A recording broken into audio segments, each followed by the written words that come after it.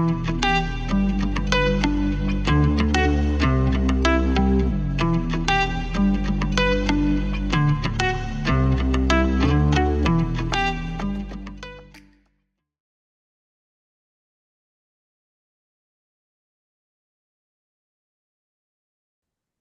everyone. I am Dr. Dream, and you are here for another episode of the It's All Good show.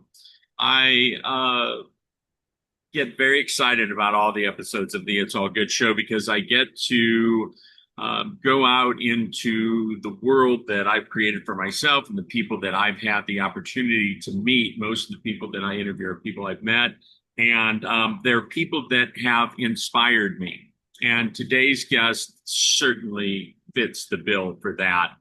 Um, I met Gina Pero some time ago as the co-facilitator of the EE Systems Center in Las Vegas with her husband, Dr. David Stella. And that was my sort of foundation of perspective on Gina, was being in this role of having this EE Systems Center that is helping so many people and getting such miraculous results. And you all know my story with EE System. But I come to find out that that's just tip of the iceberg of Gina Pero and who she really is. And she is a former Radio City Rockette, professional dancer, certified high performance coach whose journey from the spotlight to spiritual alignment has inspired thousands. And she is the author of Lipstick, Lashes, and God, Reviving the Spirit Within. And it is a powerful memoir and guide that blends personal storytelling, divine connection, and practical tools to awaken the soul's purpose. With a background in dance, somatics, and spiritual coaching, Gina empowers others to transform their challenges into clarity and confidence. And her mission is to help people embody their worth, reclaim their voice, and align with the divine wisdom within. I love that this is what we get to talk about today, because it's just out of the maybe the box that I put you in, just based on the experiences that we've had together. So Gina, welcome to the It's All Good show. Thank you. Thank you. Thank you. Just grazie mille. Thank you a million. I have to say, just starting off, that you truly radiate the divine feminine embodiment. And you have, from the moment that I met you, and your energy is a breath of energetic fresh air for anyone that comes into contact with you. You have an amazing story that reflects a journey of loss, reawakening, and soul alignment. And again, this is all, I had no idea, the multifaceted Gina, and I just saw one side, and all of a sudden it's like this diamond, this beautiful gem that's spinning around. I'm like, oh, look at all these other facets that make up who you are. Give us a little bit of background, or how your journey as a professional dancer became a doorway to your spiritual awakening, and kind of then include some of the background and everything. Yeah. It really started, dance was a way my parents thought would help me with moving through shyness. 4 years old, we got to do something. Gina's really shy. Well, fast forward, we know I'm just highly empathic, highly sensitive. I feel deeply, which makes out to be a great performer. Who would have thought that this first experience in dance would have been the safest, most extraordinary space that I could have been on, the stage, to feel most connected to something greater than me, an energy. And I felt that from childhood dance all the way through to even my life now, although my stages are different now. And amongst my journey, dance was the one thing I looked forward to all the time, because it's where I felt most connected to energy, source, consciousness. It was really divine love, but it was really about safety. And I didn't know dance was considered a spiritual path until later in my life when I met mentors that described it. But for me, it felt like the same feeling I always felt after church. So I grew up Catholic. I went to church service. I went to a Catholic grade school, Catholic high school. So I had already been exploring these concepts of spirituality, faith, God, worship, prayer, song. And when I would leave service on Sundays, I would just feel better. It doesn't even matter. I would just always feel better. Like I felt like I could get through my week. Well, that's the same with dance. I would go to dance and I would feel better. And then I would get in my car and I would go home and I couldn't wait to have that feel better moment again. So somewhere I knew the two were connected. I just couldn't articulate it until later in life when I really understood it's all the same thing. It's all energy. I love this intersection of performance and spirituality, and it leads us to explore a little bit of the energetic transmission of movement, like how body language can serve as a prayer or a divine communication. I'd love to just have you go into that a little bit. Yeah. Movement can be for some people the way that they connect or move or shift energy. I mean, going back into history, going back to where different cultures and different religious structures used dance as a way to either connect as a community, B, to connect to an energy or source consciousness, and or C, just to express. And when I was in college getting my Bachelor of Fine Arts in dance, we had to take dance history. And I learned a lot about dance through different cultures, through different organizations, through different communities. And something I found really profound that really changed the way I connected to dance was in dance history, they called it the stamping ground.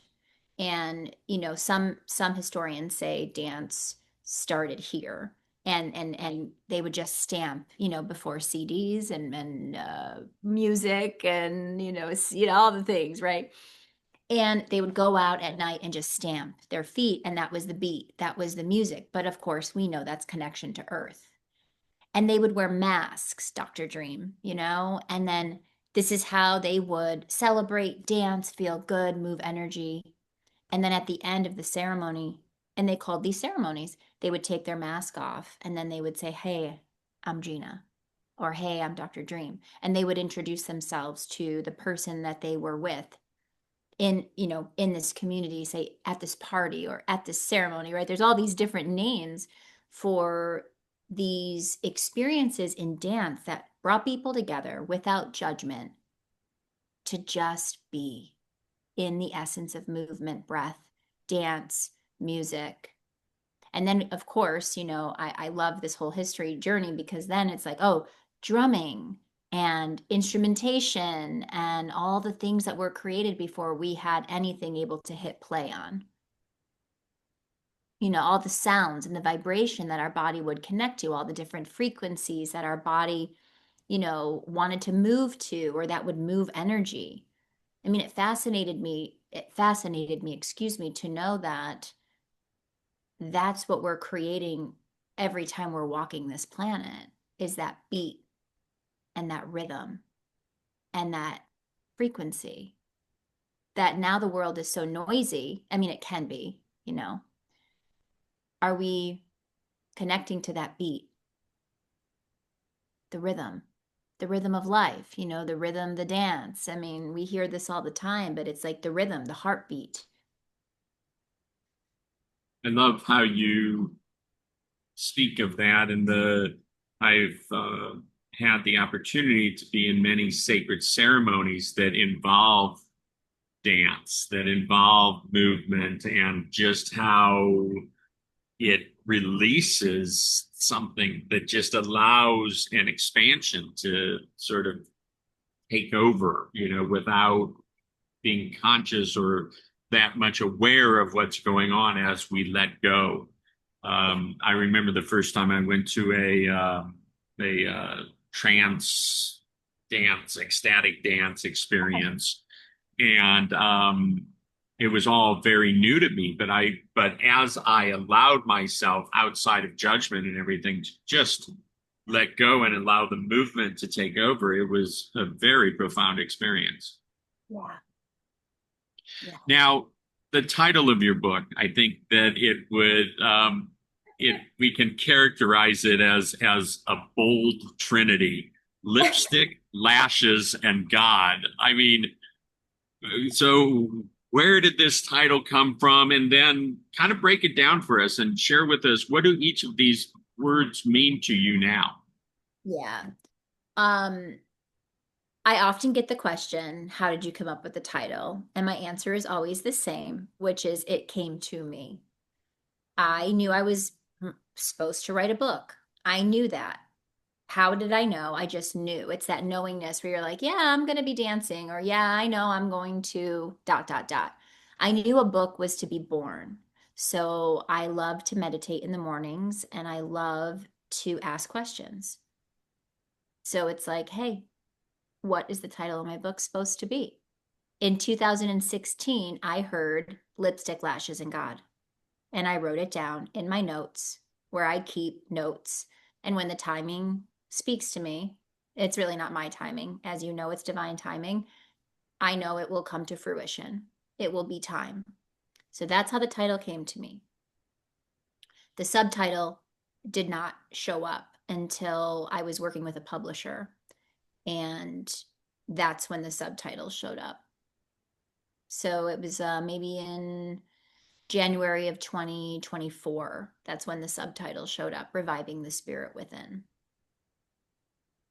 Now, prior to this, did you consider yourself a writer or an author? I mean, was it just you're like, yes, I'm a writer, or were you just waiting for like that divine timing of being that channel and have your experiences take you to that place where you were ready? Yeah, it was seventh grade, and we were learning how to write poetry. And my English teacher was amazing. And I knew I had a gift in writing, more so poetry. I would write poems. They would move through me almost like as if it was so easy for me to write poems or Hallmark cards. I would write letters to people all the time, encouraging them. And, my aunt used to say, Gina, you should really write some Hallmark cards. And I said, yeah, maybe someday I'll write Hallmark cards. Um, but it didn't really connect to me like, oh, this is a gift in term of, oh, I'm going to be a writer or I want to become a writer. And then later in life, I always enjoyed writing. I enjoyed writing letters to friends. I enjoyed writing how I felt when I would be in relationships. I really loved this art form of expression. So when I heard I will write a book, my soul speaks to me very clearly. I was unaware of how that would show up. And then the right publisher showed up at the right time, in the divine time, and here we are. I mean, it's new. You're my first interview about the book, by the way. Am I? That's Yeah. fascinating because I had contacted you early on. The book was not even out yet, and then just based on our busy schedules, both of us, and everything that just goes on in life, we kept having to put the date off. And I was thinking about it today, and I thought I was going to be her first interview on the book, and then I thought, well, this is fine because now she's got some conversations that have already happened about it. That's maybe brought some different things up to the surface. So this will be good. I'm so excited. That's that's so great. I Yeah. love it. Thank you. I have a tremendous respect for anybody that writes a book. Oh. These days, of course, you can, solicit help from your AI chatbot or whatever, and so people are becoming authors. And serious air quotes on that. Um, and I started writing a book years ago, and it wasn't the right time for me, and so I do just have this great respect. Let's not go too far off tangent here. I'd like to explore this concept of reclaiming beauty and femininity as sacred tools and not just superficial accessories. Yeah. Ooh, I love that question. Let's explore that. Hence my title. Right, exactly. So take us into what that statement, what that question, what that exploration looks like for you. Yeah. Well, lipstick, lashes, and God were my way of life. That they were at times external and they were at times internal. They both served me. They both contributed. When I was insecure in dance, the lipstick and lashes definitely made me feel more beautiful. And then there came a time where that really wasn't the case. It was a mask I had put on to deny or avoid feelings of insecurity or feelings of not feeling pretty or feelings of covering something up that I didn't like about myself. And there were many growing up. And in dance, we look in the mirror all the time, Dr. Dream. So it's like you show up and you're constantly looking at yourself. And so, you see what you feel. I didn't know that all the time. You see what you feel. You don't really see yourself for who you are until you're grown enough to know that this is who I am. And, I'm okay having a pimple if I have a pimple. There it is, without judging yourself. I didn't know how to not judge what I saw in the mirror because I didn't know I was seeing what I felt. So imagine I'm 4 years old in the mirror most of my life, and then I'm 18 and I'm in the mirror most of my life. Oh, and now I'm a Radio City Rock guy and I'm in the mirror most of my life. So, how do I cover up the things I don't like? Well, lipstick, lashes, blush, foundation, we did it all for dance, for the entertainment purposes. But for me, it gave me an escape, to not have to face the feelings that I was really feeling, to be able to process those, move those, shift those, etc. So there was a time in my life, and there's a story in the book, and it's called The Divine Knockout. And this was really the catalyst um, for the title. I just want to read the quote on page 147 as I finish answering your question. But what appears to be knocking you down may actually be lifting you toward your true calling. Your greatest setbacks often contain the seeds of your most meaningful redirection if you're willing to see divine intention in unexpected packaging.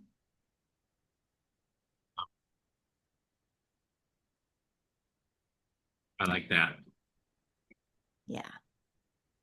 You know, lipstick, the framework around the title is that lipstick is the way in which we express, whether that's through words, thoughts, texts, emails, the way we interpret a sign, but it really is our framework around how we express the courage to express ourself, our truth. Lipstick is the framework around seeing. It's what we see, how we see, the perception or the perspective. It's the lens in which we are seeing the world or seeing ourselves or seeing one another. It's that portal of being able to eventually see things as they are or see what's not here. However people want to take that lashes. And God is merely just connection to soul, connection to people, connection to an energy that you feel beyond what you can see is just purely that connection to whatever you want to call it. And so that's the framework in which the book was designed around. Like every chapter has a lipstick, lashes, and God moment, or a lipstick, lashes, and God tool for us to be able to express more clearly, express more truthfully, express more authentically, for us to be able to see the challenges as ways to uncover us, to get us on our path, for a way for us to see each other through the lens of love instead of separateness or hate. And God being how we feel connected or disconnected.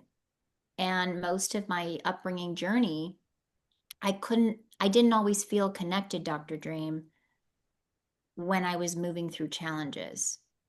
So without the lipstick and the lashes and the God, the three in one, the Trinity, right? The Father, Son, Holy Spirit, is a way of connecting.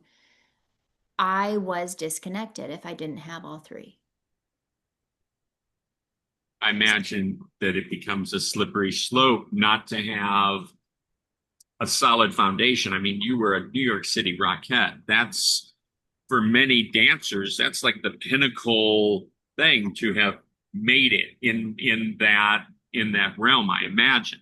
Yeah. And to Yes. not have a foundation that keeps you grounded and in that energetic that you don't lose yourself, I imagine. Just what was it like being a Rockette? I did Rockettes and I was touring. So I was on tour with the Rockettes for 3 seasons. And every year brought something different. And I mentioned the variety of seasons in the book. Year one was extraordinary because it was new, it was exciting, it was hard. It was like I never worked so hard in my friggin' life. And it was also invigorating. Like I liked working hard. I liked pushing my body. I liked getting things perfect. There was this desire to want to perform at a high level, and I got to do that. What happened through that experience, though, because I didn't have such a strong foundation, like you named earlier, although I thought I had a strong foundation, okay? Um, Control and ego and insecurity rose very high. And no one ever shared that with me. Like, hey, when you make it into this next level of performance, like maybe even athletics, I was a ball player, oh, when you make it into the NBA, please be aware that these parts of you may also start to come forward because now your level of performance has just you're the creme de la creme. You're at the top. So when there's no top, you're at the top. It's a completely different arrangement of parts of us that show up. Because what do you do when you're not at the top? You've been working so hard to get to the top, and now there's no top. What comes with that?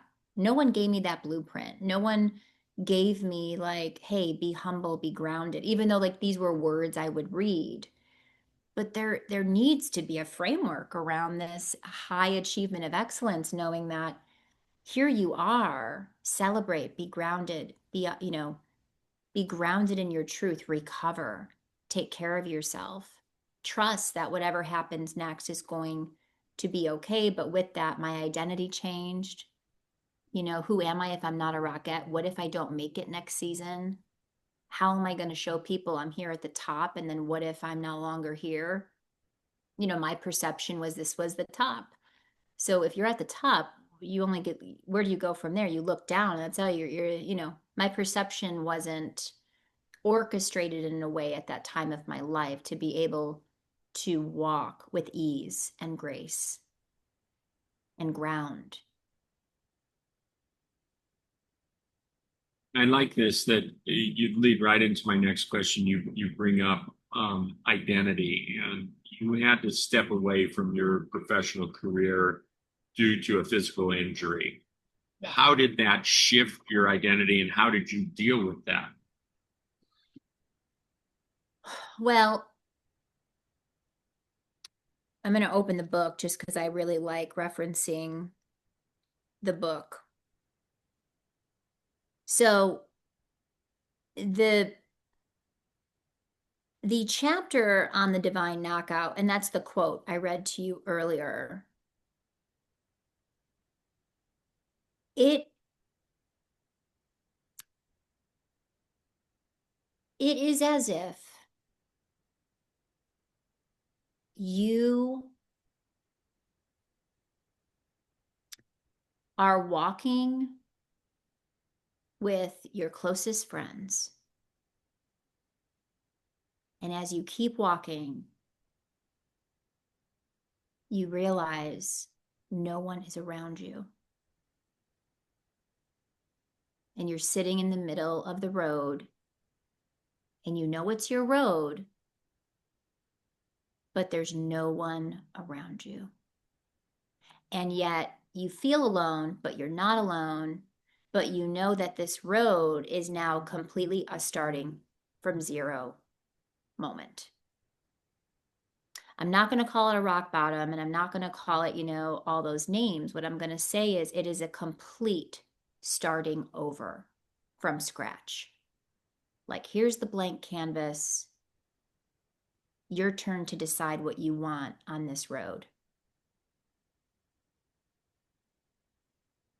And believe it or not, Dr. Dream, I had no idea what I really wanted on the road. Because my whole life up to then, it was either told to me what to put on the road, or it was something I desired that I put on the road, or I should put this on the road, or I better put this on the road. And now it was about choice. It's a big pinnacle moment that a lot of people then find to be a very slippery slope. It can be, and it felt that way. And the healing journey for me was deeper than I have ever gone before because I was ready. I mean, I'm unaware if you know this. So the day before I was hit backstage, I went to this network spinal analysis chiropractor, non-force. So my chiropractor in New York City had given me a referral in Atlanta for me to go to because I like to get my body aligned for performance. So that happened the day before. I was in alignment physically. That night before I got hit backstage, my prayer during a nativity scene where we get 12 minutes and I'm a gift bearer, and it was my moment with God, my connection to just talk it out. And I was praying. I said, God, I should be grateful. I'm at the top of my game here. I'm not grateful. I'm tired. My body hurts. There feels to be something more than this. And there's more purpose than this performance. I know it. And I don't know what it is. But I have to just be honest in this moment and let you know, like, this ain't it. But I should be grateful. Please forgive me. I should be grateful. Like, it was one of those conversations. And the very next day, there was an accident, quote unquote, where another dancer was practicing backstage and she jumped up and her fist hit me under the chin, direct knockout, like in the ring. Rocky Balboa moment, neck snapped back, unconscious to the floor.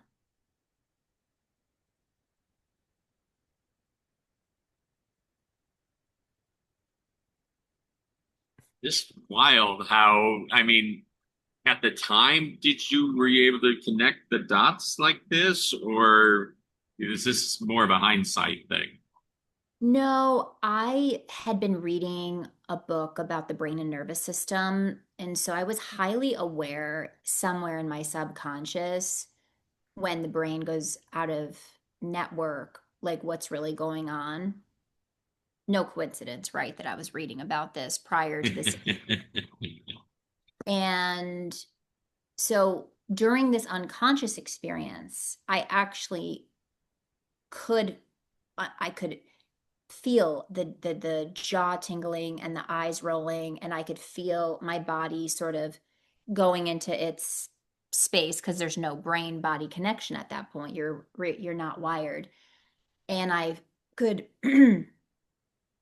I felt like I was crying, and like I felt like the tingling in my jaw was so like I felt like my teeth were gone, like that's what it felt like. And I could from a distance hear people giving me directions like stop panicking, like stop moving your legs or stop, and from afar I was like I can't even receive their direction, and almost as if I was like they don't even know what they're talking about. And it wasn't until one of the managers grabbed my hand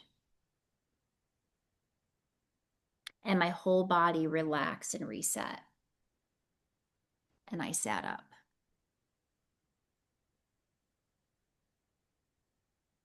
Now, when I stood up,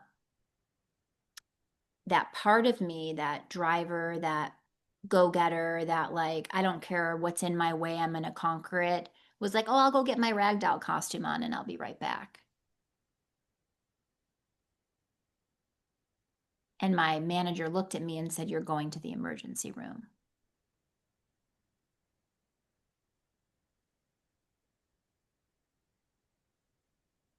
And in the car ride, I was attempting to text a friend, letting her know, hey, dot, dot, dot.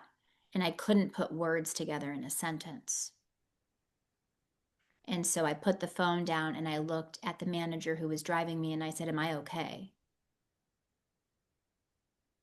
And he said, yeah, you'll be fine. So it was this like out of body experience. There are parts of me that were familiar and parts of me that were unfamiliar. There are parts of me questioning myself, and there were parts of me that were like, yeah, this is what I asked for. There were parts of me that were like excited that I didn't have to like do the show.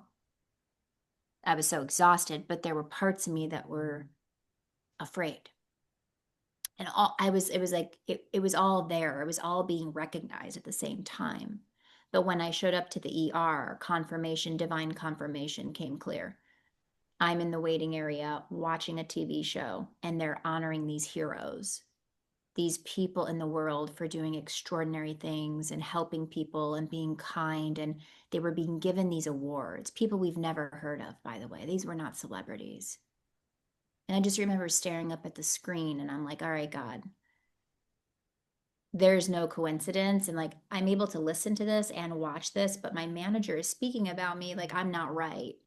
He's like, she's our line captain and she's organized and she's sharp. And right now she's none of those things. So there was like this confusion that takes place. Like, I feel like I'm fine. You're creating a story about me that I don't feel like is true because I'm able to watch this show and I'm able to follow it quite clearly.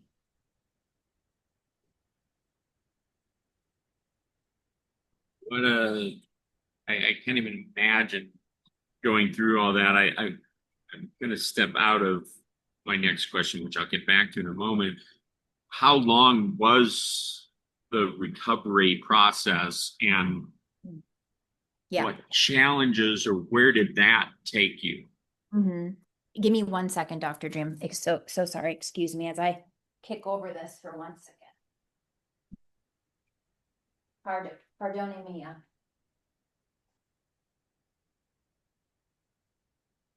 Oh, you're going to love the synchronicity of this. Well, my computer battery was about to die, and I feel like the question was the question was very in alignment, right? So, like, my computer's at 3% battery. You're asking me how long it took for me to get through this experience. And I will tell you, my battery was at 3% in that moment, not just from the hit, but just from life. I had no idea how to increase the voltage of my body. I had no idea. This experience could have been a lot faster had I listened to the divine wisdom of my body and the divine messengers that the universe had so graciously sent to me right on time that I denied. I went into the show 4 days later. I was cleared by a doctor. And that experience, although profound in its presence, that it made me conquer, I couldn't think of anything but the now. So the gift of the presence, I was like, wow, this is so cool. When was performing ever so present? But what that did to my brain body did not fast track my ability to heal myself quickly. And I had no idea of what I know now. So it took me about 10 years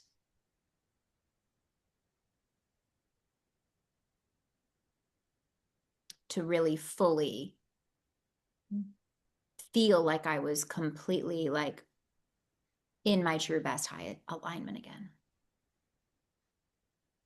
So how are you now listening to the divine guidance of your body? Oh, I would say, I would like to say 100%. And I am probably about 92%. That's And great. within, yeah. I mean, I listen, I honor it. I'm aware of what it's saying to me.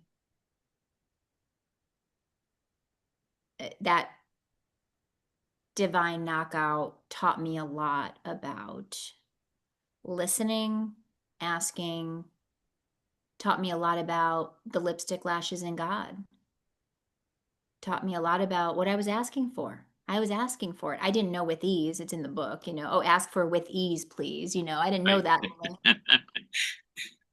You know, um, and the way I saw myself during that period of time was not a confident, beautiful woman who was a Radio City Rockette. I didn't see that. There's no way I saw that. The way I saw the people around me, it wasn't real. It wasn't true. It wasn't honest, you know? Sort of the perfect segue to like what I titled here with the questions divine feminine rising, and the question that comes to mind is what messages do you feel are most important right now for women who feel disconnected from their true essence? Mm. Oh,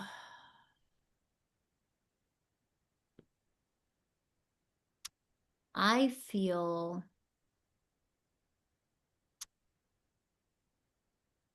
one is movement. Clearly move your body. Two is water. Water yourself, either with showers or water or swimming. Allow the body to feel the water, the presence of water, that fluid like movement, that flow that reminds us of what we're made of, that connects us to the water element. And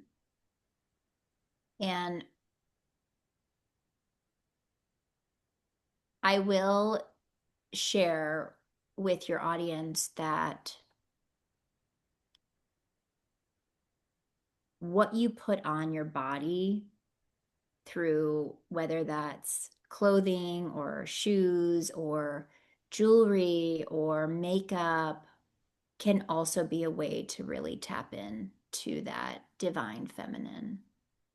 it can be like this internal sensation of connection. It doesn't have to be external. And I want to share that with your audience because, like I said at the beginning of our conversation, there's a period of time where like the lipstick and the lashes and like the way I dressed and the way I looked was external. I wanted to show the world a certain thing, and I wanted, to be a certain thing, and presentation, and I was an entertainer, so we have costumes and hair and makeup, and that really does you know come to life on the stage. But in the stage of everyday life, we can also utilize these these things, these tangible things that can create this connection instead of it being about the look. It creates connection. And I don't often hear this talked about, where, what is beauty, and what, how do we create, do you have to wear high heels? No. But do you want to wear a shoe where you feel connected to your divine feminine? Yes, whatever shoe you decide. It could be a sneaker, it could be a flip-flop, it could be barefoot. It doesn't matter. Um, Whatever that is for the women or people listening to this conversation, I want to just propose to like give it a try, experience it. And there are times I'll put on like a free flow skirt and a little wedge heel, and I'll just wear my hair down with no makeup, and I can feel the connection to my divine feminine. It's so important because the way mainstream media is and everything else, it's all seemingly guiding young girls into the outward aspects of this. And it's not for you, it's for the people outside of you. So it's a very important message. Yeah. Now, I've seen, follow your Instagram and videos and everything, and you are playing a role for girls, up and coming dancers or current dancers and things. Talk to us a little bit about that, and what your role is in that, and what you bring to that experience for these girls. Yeah. Well, it is all inclusive. So there are men and there are women that are involved. I am teaching dance, and there are different companies that bring me in as what they call a guest teacher or a master teacher to do a workshop or a class or coach. Clearly, there's different titles that people use. Um, and that experience has different pathways or techniques that come with that. But my approach is the mind body approach. And the mind body movement class, or the mind body precision class that I teach, relates to helping dancers connect to the oneness, to their wholeness, using different methodologies or different ways for them to do that, whether that's breath technique or whether that's a movement technique or whatever it is. But from my background as a Simonson dance teacher, which is Lynn Simonson's approach to movement, I've been teaching this now 14 years. That gave me a structure to be able to really help dancers find that innate alignment without bringing the focus to the external. I And can then, only imagine. I can only imagine what it's like for these people that are so interested in dance to just what you've gone through and what you've learned, and what was missing along the way for you.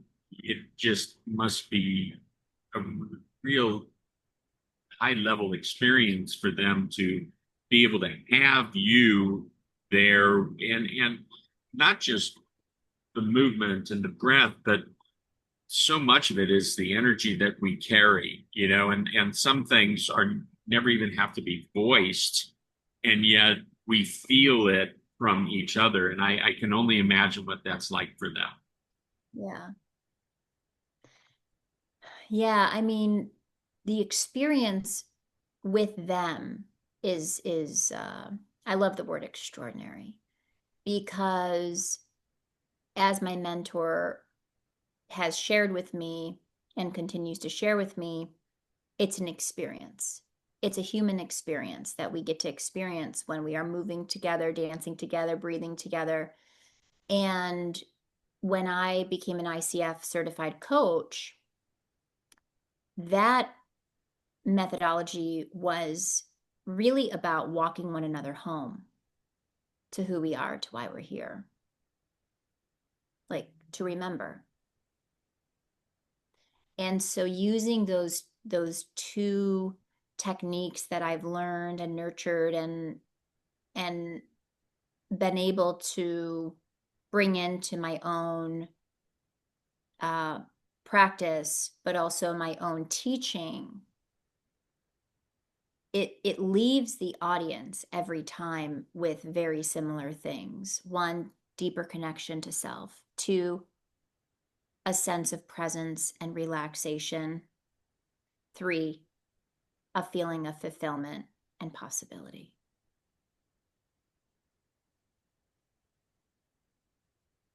Wonderful. I think it's just fabulous. I I want us to explore this concept of navigating like visibility with and vulnerability. Oh, How, I mean, as you know, particularly with these younger people that are coming in and that you're having contact with this and just how reality has become, mhm. you know, that piece about being seen, but then the vulnerability that goes along with it. How do you address that, or what does that bring up for you when I bring it up? Well, the courage to be seen is part of what the book is about. Because the courage to be seen authentically, truthfully, the courage to be seen for all of who we are, the courage to be seen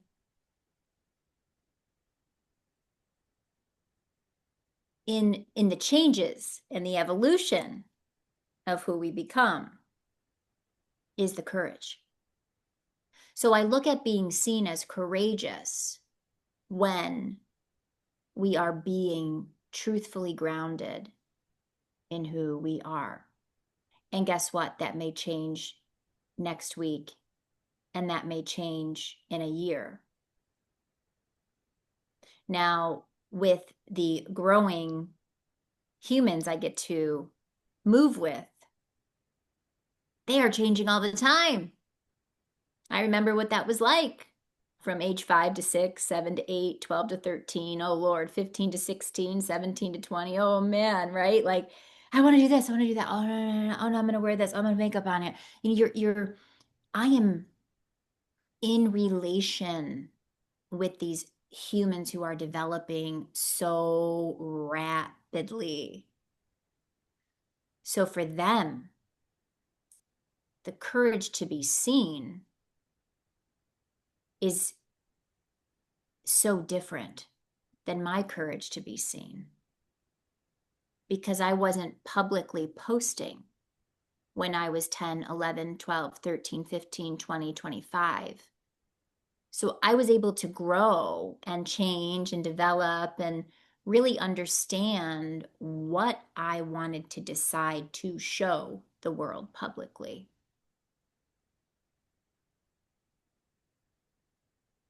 And when you say vulnerability, the word vulnerability and authenticity also show up together for me.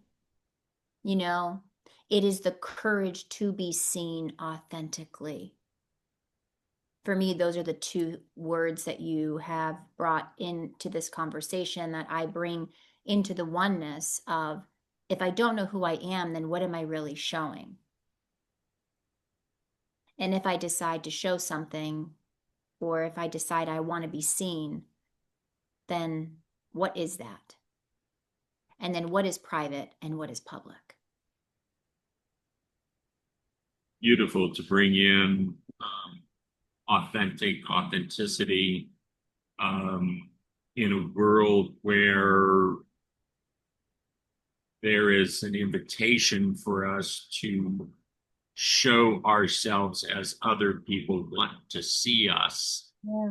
Yeah. as opposed to being comfortable with what we feel is authentic, as and it's also fluid, but how that authenticity, I mean, because that's all I believe that's all we're really looking for in each other is the authentic self, the authentic Gina. That's the only aspect of Gina that I'm interested in connecting with. And then in my own part of the interaction, all I'm interested in being is the authentic Dr. Dream. And when we can connect on that level. But again, things are so different than they were, 20 years ago, in this world where it's a lot of posturing and a lot of, just not being authentic, because that hasn't been the example that the mainstream shows us. So I appreciate you bringing that in with vulnerability, and I share quite often that people say, "Oh, Dr. Dream, you just did this presentation and you cried in front of us. How beautiful that you're being so vulnerable." And I say, "That's not me being vulnerable. Mm-hmm. That's me being authentic." And when I'm authentic, it's a power play.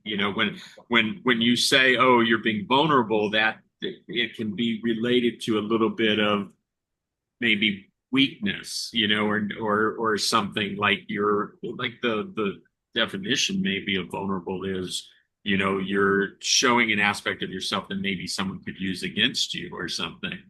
And for me, it's like, no, that's me being authentic. And I'm that's the greatest power I have, is to do that. And that's not me being vulnerable. That's me being real. And that's a power play, particularly these days in society.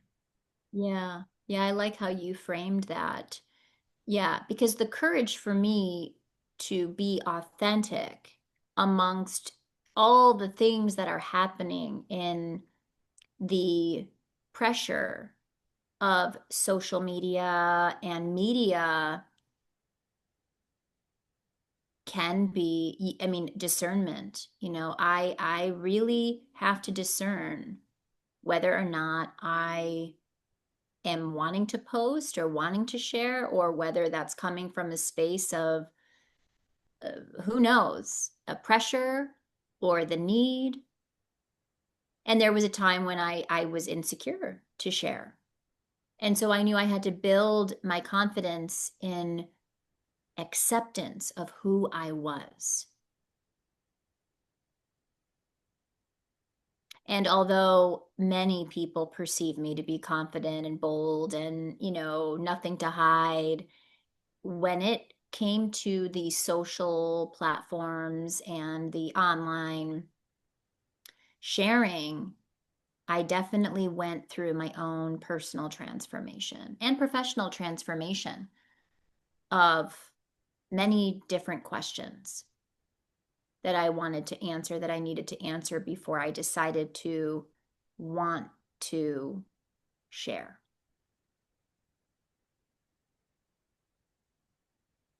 Let's jump to the spirit within. Okay. So how do you define the spirit within? Mm. I look and feel that my spirit is the nutrition for my soul. And I know that the spirit within for me is about, giving it, feeding it the things that empower my soul, light up my soul, encourage my soul, educate my soul, expand my soul. So for me, the spirit is the ignition of how I keep going, of how I respond, of how I react, of how I wake up. But it's all giving nutrition to my soul, which is who I am and why I'm here. I That's love how. your answer. Yeah, My follow-up question was going to be, how do we reconnect when we feel disconnected from that? And you wrapped it all up into one thing. You're really good at this, Gina. Just gonna say that. I gotta say. um, I I so appreciate you taking this time, and I I because we've been talking about this for a while, I've had a chance to go through a series of like, well, I should ask this question and I should ask this. And then I thought, oh, she's probably done so many interviews now, I should get away from like the conventional sort of questions and just dive right in. And I'm glad that I took the tack that I took today because I feel just in my own self that what you shared for me has been very expansive. So I know that anyone that watches this will feel that way, and ultimately, that's the level that we want to share. Of course, we didn't get through all the questions that could be answered or anything like that, and you are so full of wisdom and just your insight in the conversations I've had with you and when we've done sound healing events at your center and this and that. I've so appreciated. Is there anything that we didn't touch on that you would like to just sort of free form share before we tidy up the conversation? I want to just encourage people to learn more about their battery.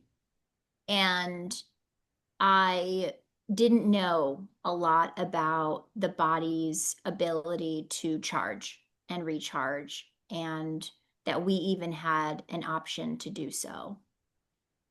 And although I do trust in the divine timing of experiences, that we have what we need to heal ourselves, I want to encourage people to continue to explore what is out there and what can be a battery charger for your mind, body, and spirit. And in my next book, I'll be talking more about healing the self, the things that I chose to do to help me on my journey of healing. And the purpose behind that is that there are many things I knew then, and there are more things I know now that attribute to keeping the millivoltage of my body at 100%. And I never knew that that was a possibility. And I want everybody today to hear that very clearly, that we have the possibility of keeping our battery, our mind, body, and spirit's battery charged. I do not want people to think that this is not possible. Now, is it as easy as plugging ourselves in to an outlet on the wall? No. No. It is not as easy as that, but it is as easy as other things. And some of the truth of what we talked about with spirit is a part of that battery charge. And I want people to find what really gives nutrition to their soul, the blueprint of why they're here, so they can continue to be authentic, live authentically. They can continue to feel connected, express, have that courage to be seen through what truly ignites their soul. That's a battery charge. Dance for me was a battery charge. So was prayer. Those are my battery charges. But I encourage the audience today to start exploring what might keep their battery moving upward to that 100%. And I also just want to thank my computer for dying to 3%. So we had the messaging for the show today. I'm definitely a big be present with what happens. And so I'm thinking there's a message here that the audience needs to hear. It's probably about the battery. I love that. I think I speak for everyone that's going to watch this. We look forward to your next book. I started off this conversation by expressing really gratitude for how you radiate the divine feminine embodiment. And I want to finish it that same way. I appreciate all aspects of you and how you hold your energy. I've seen your attention to being in service to others. It is nothing short of pure inspiration for me. Stephanie and I are have been thrilled to had the contact that we've had with you, and I just appreciate you sharing all of this and being a guest on the It's All Good show. Thank you so much. Oh, thank you, Dr. Dream. I too, please give my love to Stephanie, and you're welcome here in Las Vegas anytime with Dr. Stella and I at our holistic center. Anytime you're traveling around as you do. And I'm really grateful for today's conversation and for you inviting me to be a guest. And I echo the same. Just meeting you in the timing we met is just on purpose. So thank you. Thank you. Many blessings to you here. Many blessings.